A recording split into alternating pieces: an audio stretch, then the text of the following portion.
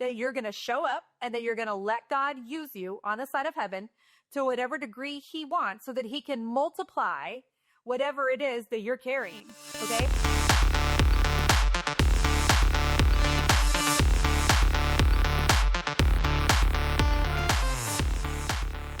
Well, hey there. Welcome back to the third episode. We're at 3 friends of She's Equipped with Jennifer Allwood, and I am Jennifer Allwood. So glad to have you here. So I'm releasing 3 episodes of the new podcast today on Tuesday, just to launch off, like launch week. Can I say that? Is that the right way to say that? To launch off, just to kick off launch week. That sounds better. And so there's 3 episodes today. Make sure you listen to them all. They're all short. All have got some value though.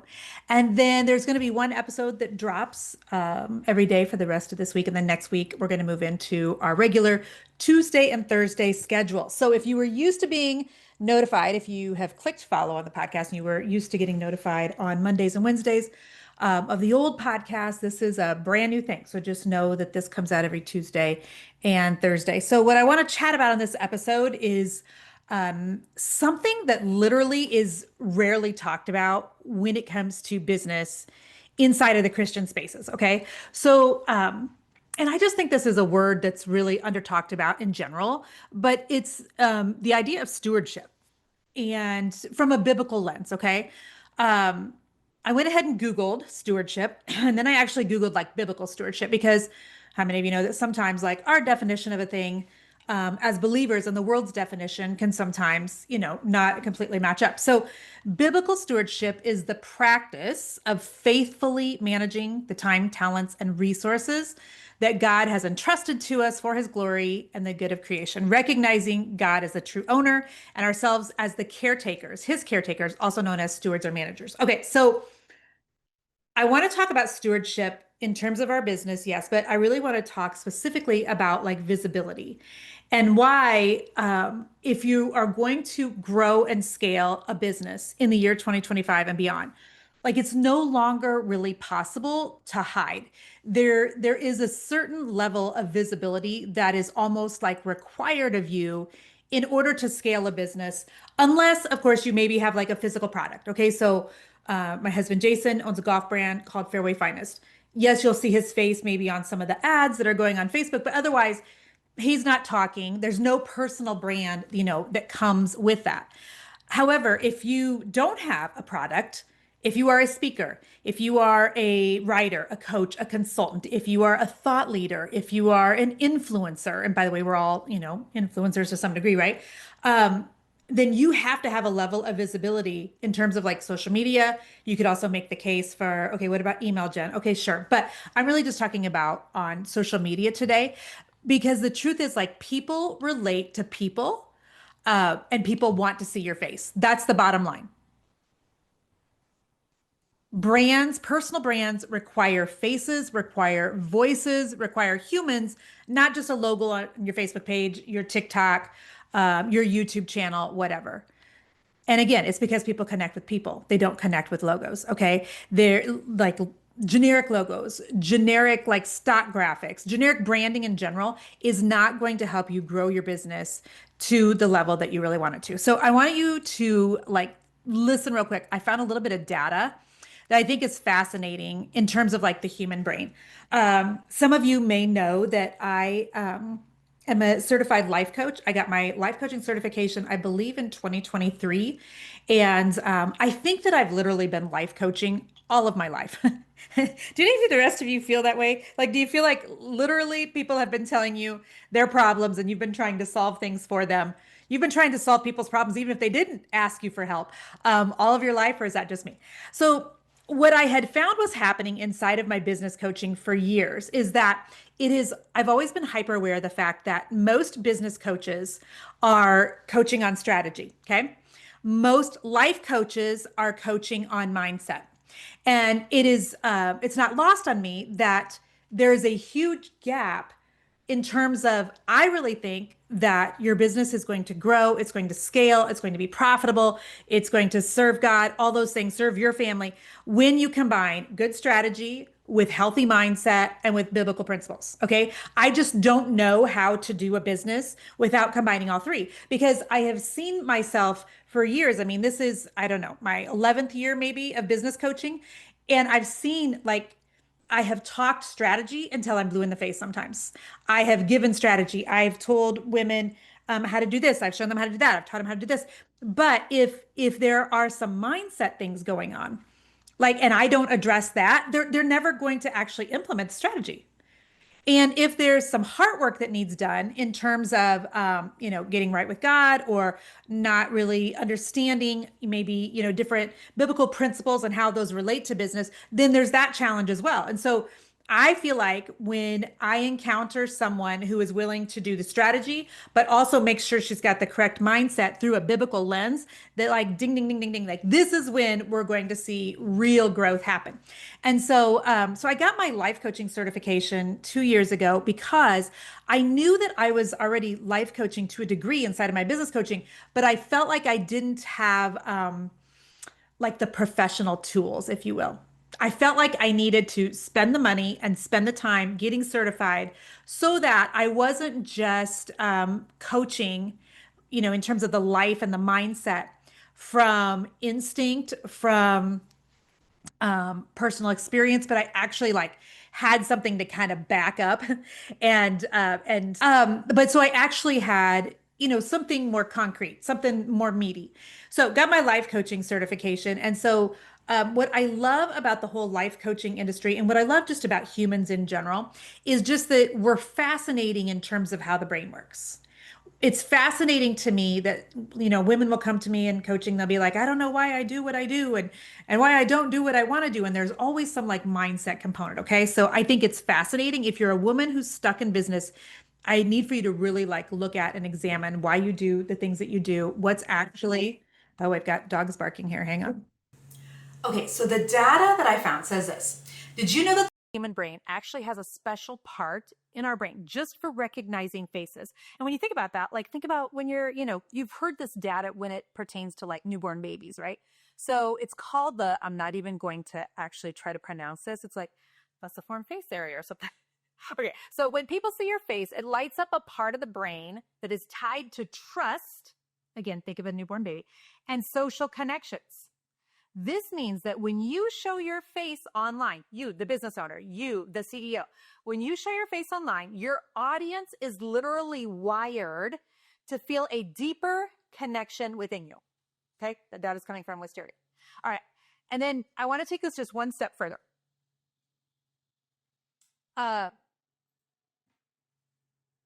If you add your voice on top of your face. So I want for you to imagine, okay, so when I'm talking about showing your face, imagine like making a reel, but using trending audio, okay? But then when I put this next statistic on top of it, it's even more interesting. So when you add your voice along with your face, it gets even more powerful. Studies show that people retain about 95% of a message when they watch it on video compared to only about 10% when they read it in text. This is huge, friends. This is huge. So instead of doing a reel where you're using like trending audio, if you use a reel with your face and your voice, 95% of that message people will actually retain. And when I say people, I mean potential clients, followers, people you're trying to influence, people you're hoping buy your book, people you hope sign up for your class or your course or whatever. Okay. So one more thing here. On top of this, marketers have found that if you add a video with a real person to a landing page, it can increase your conversion by up to 80%. Why? Because people connect with people. Your face and your voice build trust in a way that logos and stock photos never will. Okay, so Jen, why are you sharing this all on the podcast? Well, here's what I want for you to know. I work with enough business owners every day to tell you that a lot of the business owners that I'm working with are not showing their faces at all online. And I know that women shy away from showing their faces because it feels really vulnerable. Like, I get it. But you've got to remember, like, visibility builds trust. And if you are lacking in sales or not scaling the way that you want to, you've got to remember also, is it because you're missing that connection point? Is it because people that already follow you, they're not buying because you haven't established like that know, like, and trust factor yet? And so there's two parts of like showing up in the online space. One is visibility, and two is it's good stewardship. Because to any of us that God has given a business on this side of heaven, I firmly believe with everything in me that God expects us to steward that business well. He has entrusted to me a coaching business with thousands of women every month, and it's my responsibility to steward that well. Just like, he's given us 4 children and we're supposed to steward them well. Like it's the same thing. And so good stewardship means, let me go back up here to the biblical definition. It means faithfully managing the time, talent, or resources, the business that God has entrusted to you. And so if you want to steward your business well, you're going to have to just get more visible. You really, really are. Stewardship means that you're going to show up and that you're going to let God use you on the side of heaven to whatever degree he wants so that he can multiply whatever it is that you're carrying. Okay. Some of you have a message. Some of you have a way of doing things. You have a methodology. You have a breakthrough. You have a life, like a life preserver to the people online who have found you or are yet to find you. You have a life preserver, something that's literally going to be like, oh my gosh, game changer for someone. And so if you're not showing up in the online space in a visible, vulnerable way, which is good stewardship, people are missing out on the very thing that God's asking you to give them on this side of heaven. I firmly believe this. Okay. So, even in the Bible, like in the parable of the talents, and please know, I am not I don't have a theology major. I don't read through the Bible every year. I'm a girl who loves Jesus and I try to get it right as often as possible. So I don't even have the scripture reference for you, but in the parable of the talents, like the servant who buried his gift, who hid it, who was hiding, was rebuked.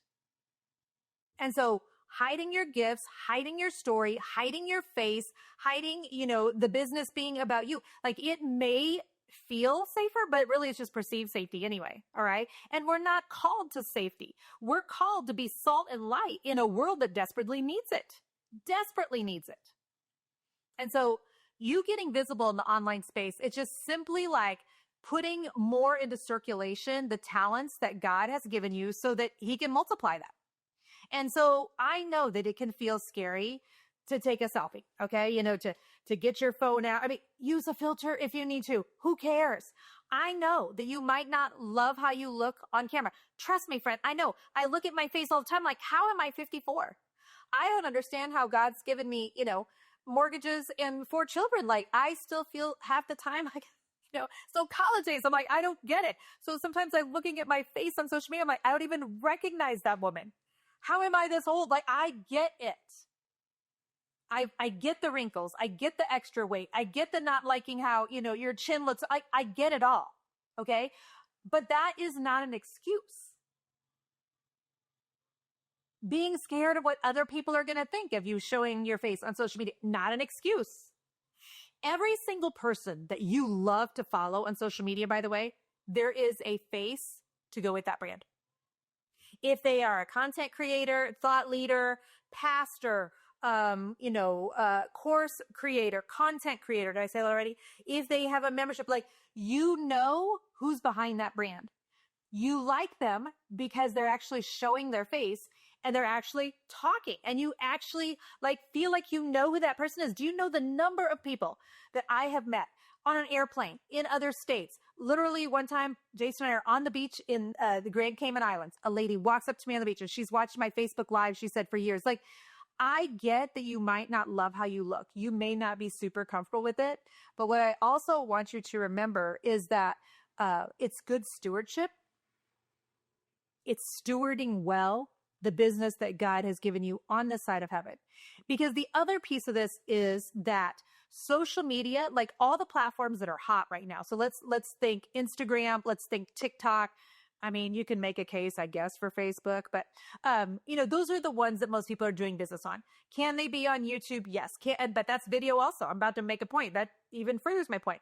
Can you do Twitter for business? You can. There's not a whole lot of people on X for business, but most people are on platforms that are very heavily dependent upon you showing your face by way of a reel or by way of photos. And it's been this way for a hot stinking minute. Like, how many of you can remember Periscope? Let me know if you're watching on YouTube. Let me know down below. If you're listening on one of the apps, send me a DM on Instagram. But I can remember the first time I went live on Periscope, you guys, because I just kind of wanted to see what happened. I think at that point, I had a couple 100,000 followers on Facebook. Periscope comes out, and it's a way you just talk to the camera. And I'm thinking to myself, okay, well, I've been doing videos, but you can edit videos, right? I've been doing videos inside of Hobby Lobby stores with my painting company for years.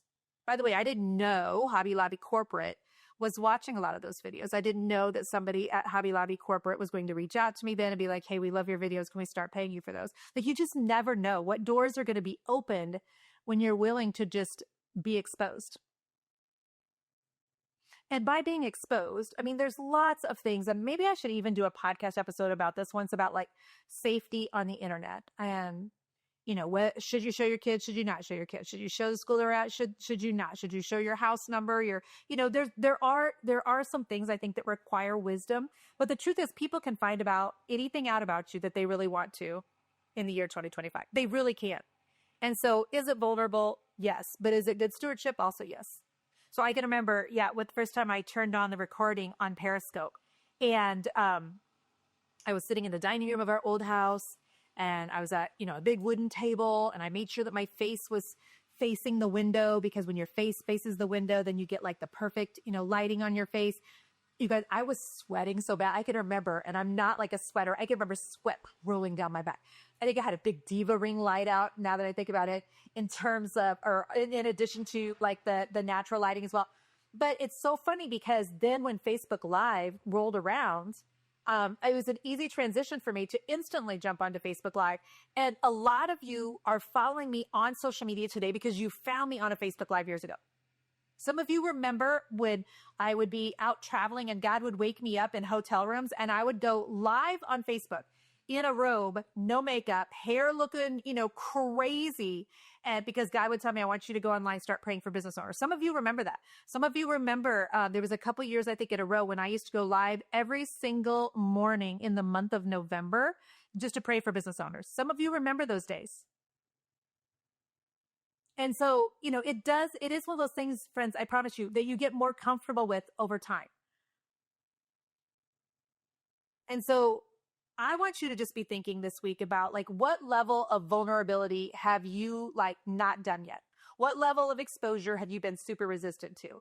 Have you been doing Instagram stories? No? Okay. This week we're going to do Instagram stories. Have you made any reels yet showing your face on Instagram? And then I want you to automatically just have them uploaded to your Facebook business page at the same time. No? Okay. Then that's where we're going to start. If you are really feeling froggy, go live on Facebook. I don't think that those videos get the same legs that they used to. I used to be able to get 1,000 to 2,000 people watching me live on Facebook at a time. If I was to go live right now, I'd probably get 100 to 200 people, even with my big following on Facebook. So for me personally, Facebook Lives no longer work because I haven't kept up with them. But I want for you to demonstrate this week a different level of vulnerability and exposure on your social media, just because I think it's good stewardship. And I think that if you're lacking in sales, you might be lacking in connection. And people don't connect, again, with logos and generic branding. They connect with people. I even have friends who have brick and mortar stores. And so they're selling products. But I constantly see the owner's face. And like, I'm thinking of my friend, Chrissy Huck, who just closed down her restoration emporium here in Kansas City, her RE store. And she's just selling out of like her warehouse now. But she still goes live. Even she's selling products. It's still her. It's her face. You still know what she stands for. You still know who she is. You know what she believes. And also you buy her products. So that is my encouragement, and invitation for you this week. Where do you need to be more vulnerable? Where do you need to like up your exposure level? because you have places where God is wanting your message to get to. And visibility, higher visibility, more visibility is just one way that you can steward your calling really, really well. So we're going to be digging more into marketing and visibility inside my Money, Faith, and Momentum virtual event. If you have not signed up for that yet, would you go to jenniferallwood.com/virtual event, get your spot before pricing goes up. Yes, it's $17, very strategic. It's a low price point, but I also know that when you pay attention. We all sign up for things we never actually show up for because they're free. And so there's a small price tag attached to it. I want you there with me. It's going to be an all-day live virtual event, jenniferallwood.com/virtual event. Be there. We'll be chatting more about this topic then. Thank you so much. We'll see you soon. Bye-bye.